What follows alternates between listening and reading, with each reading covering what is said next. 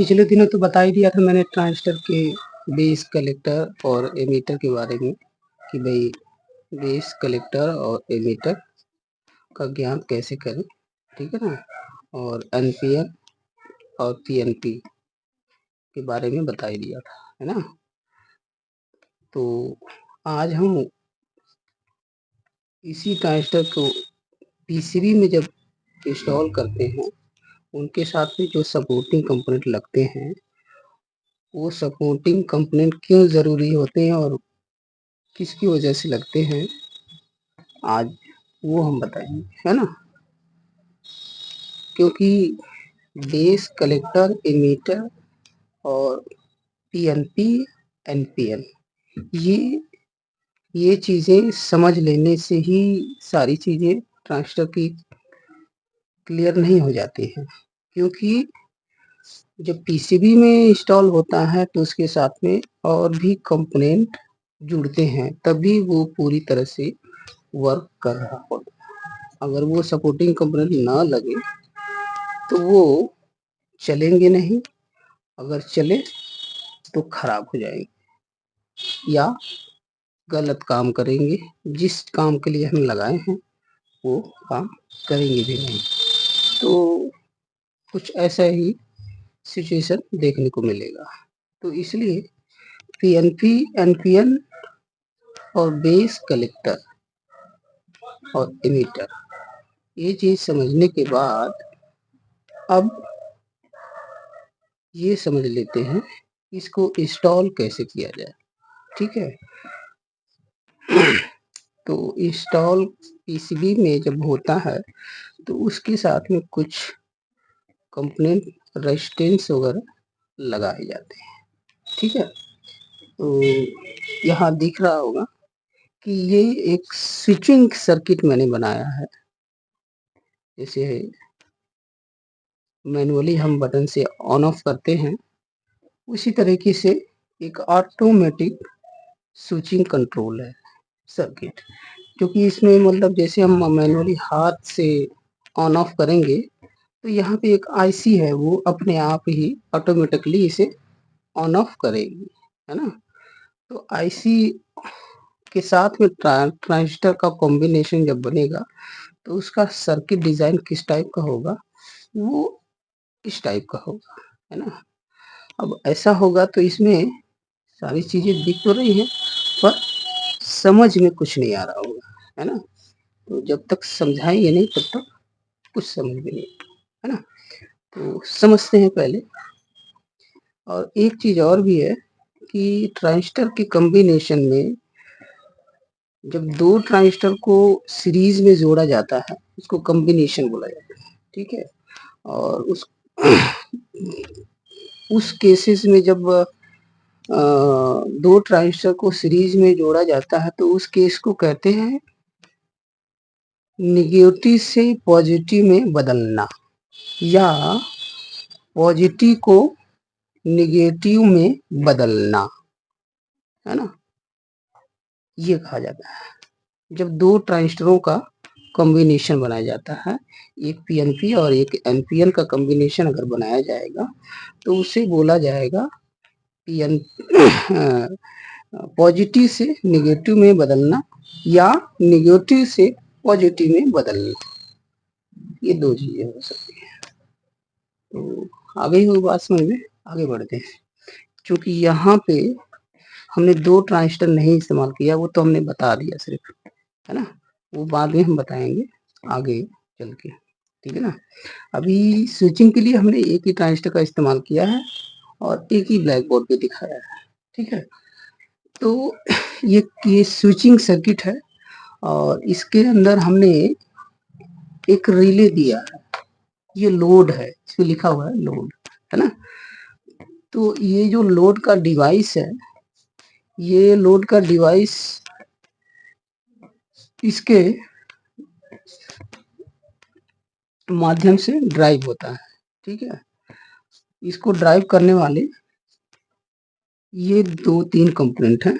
एक तो आईसी है जो सिग्नल देगी और दूसरा जो ट्रांजिस्टर है। ट्रांजिस्टर यहाँ क्या करेगा कि उसको रिले को सिग्नल देगा। ठीक है, आईसी ट्रांजिस्टर को सिग्नल देगी और ट्रांजिस्टर रिले को ड्राइव करेगा। ठीक है, तो अब समझते हैं कि भाई ये ट्रांजिस्टर कौन सा है। तो ये ट्रांजिस्टर है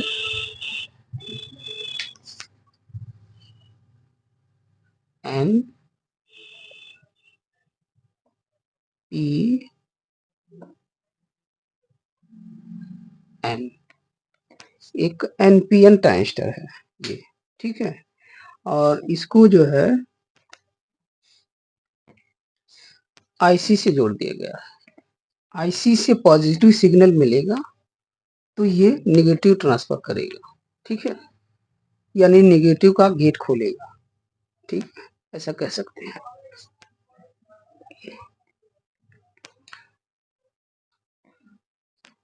तो अब जैसे सर्किट में दिख रहा है कि ये एक रिले है, रिले के अंदर एक कॉइल है। अब ये जो कॉइल है ये डायरेक्ट 5 वोल्ट से जुड़ा हुआ है। ठीक है, और दूसरा जो इसका छोर है, दो कनेक्शन है इसके अंदर, एक पॉजिटिव होगा एक नेगेटिव होगा, तभी ना पोटेंशियल डिफरेंस क्रिएट होगा, है ना। तो पॉजिटिव और नेगेटिव, तो नेगेटिव ट्रांजिस्टर के कलेक्टर से जुड़ा हुआ है। ठीक है, ये हो गया आपका कलेक्टर और ये हो गया आपका एमीटर और ये हो गया आपका बेस। ठीक है, ये बेस हो गया। तो पिछले दिन तो मैं बताया था कि बेस को और एमीटर को और कलेक्टर को कैसे कंट्रोल करते हैं। ठीक है ना, तो अब यहाँ देखो हुआ क्या है, ये एक आईसी है, इस आईसी से एक पॉजिटिव सिग्नल निकलता है। ठीक है, इसके पिन नंबर 1 से एक सिग्नल निकल रहा है।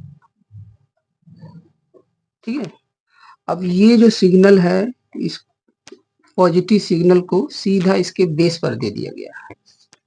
ठीक है, और बीच में एक रेजिस्टेंस लगाए हैं, ये R1। R1 क्यों लगा है इसके बारे में भी बताएंगे। और उसके ठीक बाद R1 के ठीक बाद एक R2 का रेजिस्टेंस लगाया गया है। ये क्यों लगा है ये भी हम बताएंगे। ठीक है ना, तो अब ये देखो, जैसा कि यहां से पॉजिटिव सिग्नल चला, ठीक, और इस रेजिस्टेंस को होते हुए और इसके बेस पे गया। अब इसके बेस पे करंट गया, जैसे ही इस पे इसके बेस पे करंट जाएगा तो मैंने पहले बताया था कि ये गेट खोल देगा और यहाँ से जो पॉजिटिव वोल्टेज है वो ग्राउंड की तरफ आना शुरू हो जाएगी। ठीक है, यानी उधर ग्राउंड भी मिल जाएगा, इधर ग्राउंड क्रिएट हो जाएगा।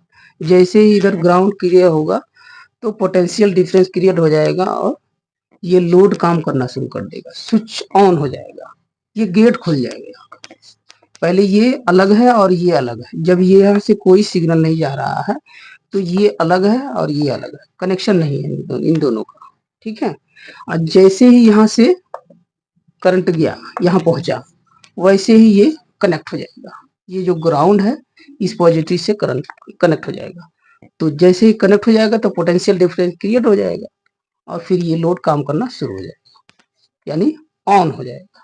ठीक है, ये बात समझ में आ गई। आगे बढ़ते हैं। अब पॉजिटिव सिग्नल दे दिए तो सवाल ये खड़ा होता है कि भाई यहाँ पर रेजिस्टेंस R1 क्यों लगा है, और फिर R1 के ठीक बाद इसी बेस पर R2 क्यों लगा है। ठीक है, तो इसको समझा देता हूँ कि जो बेस है, इस बेस पर पॉजिटिव सिग्नल गया, इस रेजिस्टेंस को पार करते हुए यहाँ पे गया, तो यहाँ पे एक टाइम पर या तो नेगेटिव होना चाहिए या तो पॉजिटिव होना चाहिए। मतलब किसी भी कंडीशन में, या ऑफ कंडीशन हो या ऑन कंडीशन, दोनों में कोई एक चीज होना चाहिए, नेगेटिव और पॉजिटिव में से, है ना, कोई एक चीज, एक वोल्टेज होनी चाहिए, चाहे नेगेटिव वोल्टेज हो चाहे पॉजिटिव वोल्टेज हो, लेकिन दोनों में से कोई एक वोल्टेज वहां होनी चाहिए। ठीक है, ये जो लाइन है, ये लाइन खाली नहीं होनी चाहिए। ये लाइन अगर खाली हो जाएगी तो क्या होगा कि मिसबिहेव करेगा, है ना। ये मतलब इस ट्रांजिस्टर को समझने में कंफ्यूजन होने लग जाए कि भाई ना निगेटिव है ना पॉजिटिव है, कोई वोल्ट नहीं है, तो हम करें क्या। मतलब कि कुछ भी नहीं, खाली है पूरी तरह से, ये खाली नहीं होना चाहिए। भाई ये पॉजिटिव मिल रहा है तो ऑन हो रहा है, ये पॉजिटिव मिल रहा है तो ये ट्रांजिस्टर ऑन हो जा रहा है, ये कनेक्शन बना दे रहा है। लेकिन ऑन कब नहीं हो रहा है, जब निगेटिव मिल रहा है तो ऑन नहीं हो रहा। इसका फार्मूला यही है, ये काम इस तरीके से करता है कि भाई निगेटिव मिलेगा तो ऑन नहीं होगा, पॉजिटिव मिलेगा तो ऑन होगा। ठीक है, इसीलिए इसका कंडीशन ये है कि निगेटिव मिलेगा तो ऑन होगा, निगेटिव मिलेगा तो ऑन नहीं होगा, और पॉजिटिव मिलेगा तो ऑन होगा। तो इसका दो ही कंडीशन है ना, तो तीसरा कंडीशन क्यों आप डालोगे। अब तीसरा कंडीशन आप डालोगे कि भाई न निगेटिव दे रहे हैं ना पॉजिटिव दे रहे हैं, तो फिर तो इसके कानून के खिलाफ हो जाएगा ना। इसीलिए किसी एक टाइम पर या तो इसके पास निगेटिव होना चाहिए या तो पॉजिटिव होना चाहिए, दोनों में से कोई एक चीज, एक वोल्टेज होनी चाहिए। ठीक है, तो ऑन करने के लिए तो पॉजिटिव वोल्टेज सिग्नल दे दिए, है ना, एनालॉग सिग्नल दे दिए। ठीक है, जब ये आईसी सिग्नल निकालती है एक एनालॉग सिग्नल, तो ये सिग्नल इस रेजिस्टेंस के द्वारा होते हुए इसके बेस पे गया, और बेस पे जैसे ही जाएगा ये ट्रांजिस्टर समझ जाएगा कि ये ऑन करने के लिए कह रहा है, वह तुरंत जो है इस एमीटर से कलेक्टर को जोड़ देगा, कनेक्ट कर देगा, कनेक्शन बना देगा। अब कनेक्शन जैसे ही बनाएगा तो यहाँ तो ग्राउंड था, ये ग्राउंड इधर चला गया या ये पॉजिटिव इधर आ गया, तो पोटेंशियल डिफरेंस क्रिएट हो गया और ये लोड काम करना शुरू कर दे दिया, मतलब ऑन हो गया। ठीक है, अब मान लो कि ये स्विच ऑफ हो गया, ये सिग्नल देना आईसी ने बंद कर दिया। अब आईसी ने सिग्नल देना बंद कर दिया, तब यहाँ पे क्या होना चाहिए, जबकि मैंने बताया है कि किसी एक टाइम पर निगेटिव या पॉजिटिव होना चाहिए। तब जब यहाँ पे सिग्नल देना बंद हो गया, ये आईसी ने सिग्नल देना बंद कर दिया है, तो यहाँ पे क्या होना चाहिए, क्या होना चाहिए। भाई अभी तक मैं जो भोंक रहा हूँ, क्या बताया, बताना चाहिए ना, ध्यान से नहीं सुन रहे हो। भाई मैंने यही बोला है कि किसी एक टाइम पे, पर्टिकुलर एक टाइम पर यहाँ पे या तो नेगेटिव या तो पॉजिटिव हो, तो जब पॉजिटिव ऑटोमेटिकली यहाँ से जाना ही बंद हो गया तो क्या होना चाहिए, नेगेटिव होना चाहिए। यही तो जानना चाह रहा था। अब नेगेटिव होना चाहिए, अब नेगेटिव रहेगा यहाँ पे तभी ये मिसबिहेव नहीं करेगा, नहीं तो मिसबिहेव कर देगा। ठीक है, ये कंफ्यूज हो जाएगा कि भाई ना हमको निगेटिव मिल रहा, ना कोई कह रहा कि ऑन ऑन रखो, ना कोई कह रहा ऑफ रखो, तो हम करें क्या, मतलब कंफ्यूज हो जाएगा। तो जब यहाँ से सिग्नल आना बंद हो गया तो यहाँ पे निगेटिव हो जाना चाहिए। तो यहाँ पे क्या किया गया है कि इस रेजिस्टेंस को R2 को लगा दिया गया है निगेटिव देने के लिए। ठीक है, कि जब यहाँ से सिग्नल ना आ रहा हो उस समय ये पुल डाउन रहे। इसको क्या कहते हैं? Pull down. ठीक है, ये पुल डाउन। जब यहाँ से पॉजिटिव आना बंद हो जाएगा, इस आईसी से पॉजिटिव जाना बंद हो गया, तो यहाँ से जो जीएनडी है यानी ग्राउंड है, ये इस रेजिस्टेंस के द्वारा यहाँ चला जाएगा और यहाँ पे पूरा ग्राउंड भर जाएगा। यहाँ तक ग्राउंड भरा रहेगा, इस आईसी तक ग्राउंड भरा रहेगा। ठीक है, और ये बेस को भी कंफर्म रहेगा कि यहाँ पे निगेटिव है, हमें ऑन नहीं होना। इसको कंफर्म है कि यहाँ पे ग्राउंड है, यानी 0 वोल्टेज है। 0 वोल्टेज है, यहाँ पे जब 0 वोल्टेज है तो इसको ऑन नहीं होना। ये समझ जाएगा कि जब यहाँ 0 वोल्ट है तो ऑन नहीं होना, ये ऑन नहीं होगा। ठीक है, और जैसे ही ये आईसी दोबारा सिग्नल दिया, जैसे ही दोबारा इस आईसी ने सिग्नल दिया, तो यहां से जो ग्राउंड है वो नीचे चला आएगा। नीचे चला क्या आएगा, वो बहुत कमजोर होगा। मतलब वो जो निगेटिव करंट है वो इस पॉजिटिव करंट की अपेक्षा बहुत कमजोर है, इसलिए ये पूरा इस निगेटिव को चीरते फाड़ते हुए यहाँ पे घुस जाएगा। अब वो कैसे होगा, ये कमजोर क्यों है? सवाल ये है कि यहाँ पे कमजोर क्यों है, ये निगेटिव कमजोर क्यों है ना? क्योंकि यहाँ पे कमजोर उसको बनाया गया। कमजोर करंट जो निगेटिव करंट है उसको कमजोर करंट दिया ही गया, क्योंकि ज्यादा करंट दे दिया जाएगा तो फिर ये पॉजिटिव और ये निगेटिव दोनों एक समान हो जाएंगे। इनकी जो ताकत है ये एक समान हो जाएगी, तो दोनों आपस में भिड़ जाएंगे और शॉर्ट सर्किट हो जाएगा। ठीक है ना? तो इसीलिए इसको ज्यादा ताकतवर बना के रखा गया है और इसको कमजोर कर दिया गया है। अब कमजोर कैसे कर दिया गया है? इसका करंट ज्यादा है और इसका करंट कम है। ये दोनों रेजिस्टेंस को लगाकर दोनों में करंट का डिफरेंसेस बना दिया गया है। ठीक है, यहां पर लगा है 10 की, 10 की।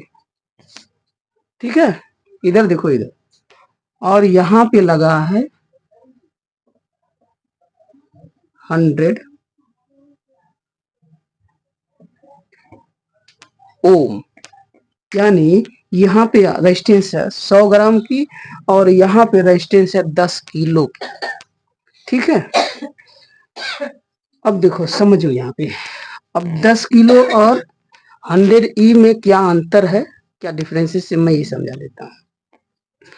100 के की जो रेजिस्टेंस है, जब रेजिस्टेंस का मान बढ़ेगा तो उनका प्रतिरोध कम हो जाएगा,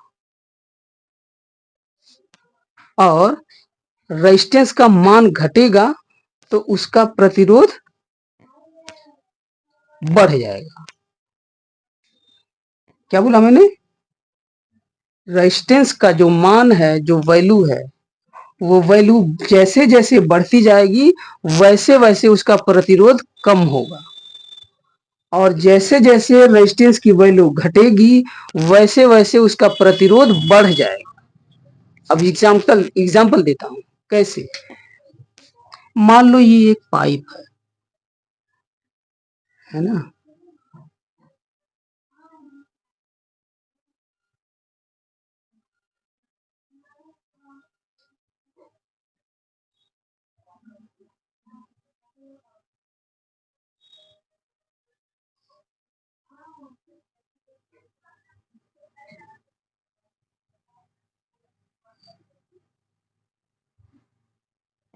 ठीक है, मान लो ये पाइप है, इसमें करंट की धारा बह रही है ना? तो करंट की धारा कैसे बह रही है?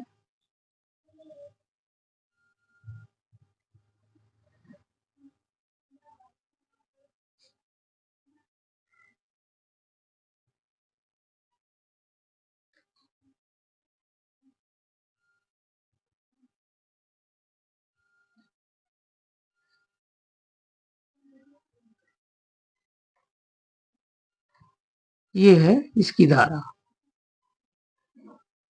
ठीक है।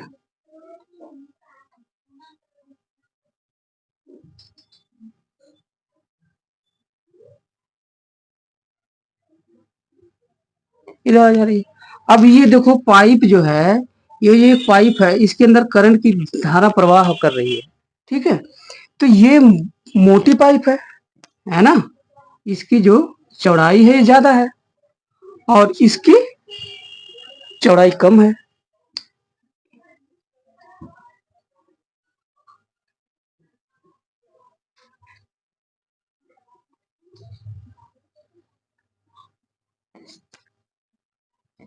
ठीक है, ये देखो अब जैसे ये पाइप है, ये जो यहां से करंट जो जा रहा है ये बहुत काफी मात्रा में जा रहा है, काफी ज्यादा, ठीक है ना। कौन है भाई, ठीक है ना। इधर देखो, इधर देखो, ध्यान रखो, इधर से जो करंट जा रहा है ये काफी ज्यादा शक्तिशाली है, बहुत सारा करंट है इसमें, ठीक है। लेकिन यहाँ पे ये जो छोटी पाइप यहीं से नीचे लगी हुई है, वो उसकी जो चौड़ाई है, इसकी जो थिकनेस है वो बहुत कम है, पतली है।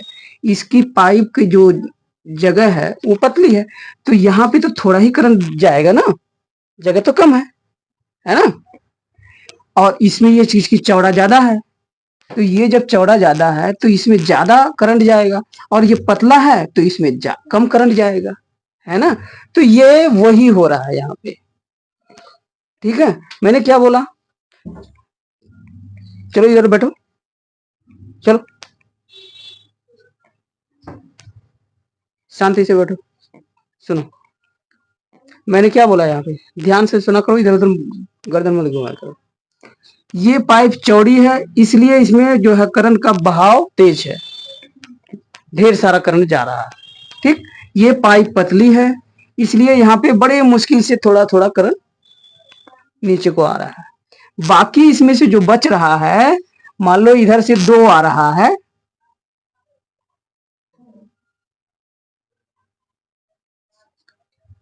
दो लाइन में करंट आ रहा है, तो एक लाइन का करंट इधर मुड़ गया, इधर चला गया, और एक लाइन का जो करंट बचा वो उधर चला गया। अगर मान लो हम इस तरह से समझ लेते हैं, देखो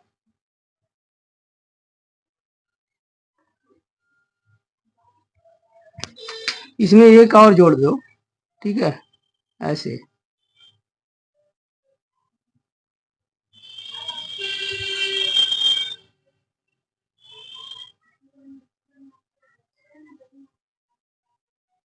है ना।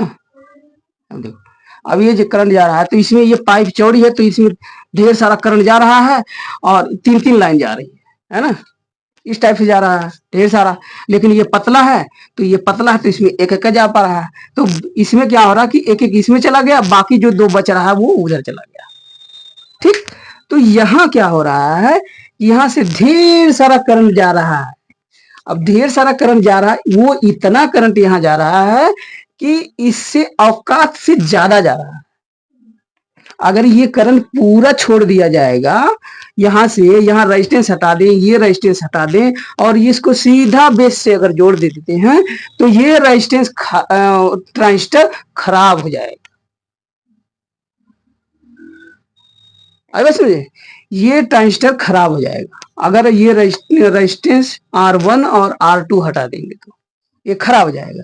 वो इसलिए खराब हो जाएगा कि ये जो एनालॉग सिग्नल दे रहा है ये सीधा 5 वोल्ट में जा रहा है, इसका करंट ज्यादा है, इसको इतने करंट की आवश्यकता है नहीं, ठीक है। तो इसमें 2 चीजें हो रही हैं, इन रेजिस्टेंसों को लगाने से 2 चीजें हो रही है, 2 कंडीशन हो रही है इसमें, कि एक तो करंट को ड्रेन किया जा रहा है, कम किया जा रहा है, मतलब ये 3 लाइन का करंट इसको चाहिए, इसको 2 लाइन का करंट चाहिए, है ना। और करंट जा रहा 3 लाइन का, यहाँ पे 3 लाइन का करंट जा रहा है ना, तो ज्यादा है ना, तो ये ज्यादा है, और इसको चाहिए ओनली 2 ही लाइन का करंट। तो क्या किया गया है कि यहाँ पे ये 10K का रेजिस्टेंस से पुल डाउन कर दिया गया है, थोड़ा जो करंट है 1 लाइन का करंट, इसको यहां से लाके इधर घुसा लिया गया, यहां से 3 लाइन चला और यहाँ से तो पूरा 3 लाइन चल रहा है, इधर इधर इस रेजिस्टेंस से भी 3 लाइन पार हो गया, ठीक है। लेकिन यहाँ से पार हो जैसे ही हुआ वैसे ही यहाँ पे 10 के बैठा हुआ है, बस बोला कि थोड़ा हमको भी दो, थोड़ा हमको भी दो, हमको भी चाहिए, पूरा तुम भी लो। तो इसने क्या किया कि एक लाइन का अपना कब्जा लिया, ये कब्जा कर लिया, एक लाइन इधर लेके चला गया, बचा खुचा जो 2 लाइन था वो इसको मिल गया। तो जितना इसको जरूरत थी उतना इसको मिल गया, बाकी जो है ग्राउंड में जाके ड्रेन हो गया, ठीक। ये तो हो गया एक कंडीशन इसका। दूसरा कंडीशन क्या हुआ कि जब सिग्नल यहां से आना बंद हुआ तो फिर ये खाली हो गया जगह, तब इस 10 के बोला हाँ यहाँ तो कोई पॉजिटिव है ये नहीं है, अब ये पूरा मतलब फन्ने खां हो गया, है ना। तो वो कोई बुला रहा है उसको आधा घंटा बाद बोलो आए।